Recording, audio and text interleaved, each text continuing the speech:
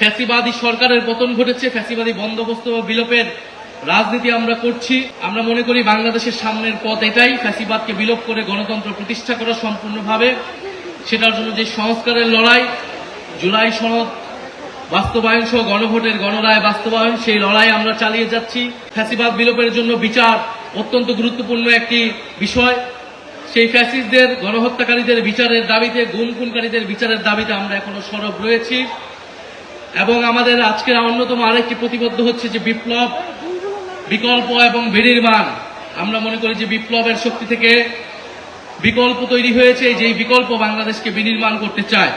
এনসিপির পথ চলা 1 বছর হলেও এনসিপির পিছনে অনেক বড় প্রেক্ষাপট রয়েছে।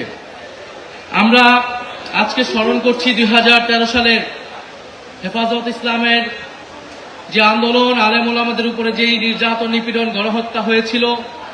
18 সালের কোটা সংস্কার এবং নিরাপদ সড়ক আন্দোলন, ভ্যাট বিরোধী আন্দোলন এবং জুলাই গণ অভ্যুত্থান, বৈষম্যবিরোধী ছাত্র আন্দোলনের নেতৃত্বে সংগঠিত হয়েছিল। এই প্রেক্ষাপটের ভিত্তিতেই জাতীয় নাগরিক পার্টি এনসিপি গঠিত হয়েছিল। গত বছর 2025 সালের 28শে ফেব্রুয়ারি এনসিপি 28শে ফেব্রুয়ারি প্রতিষ্ঠিত হলেও গণ অভ্যুত্থানই আসলে আমাদের শিকড়। গণ অভ্যুত্থান থেকে আমাদের যাত্রা শুরু হয়েছে।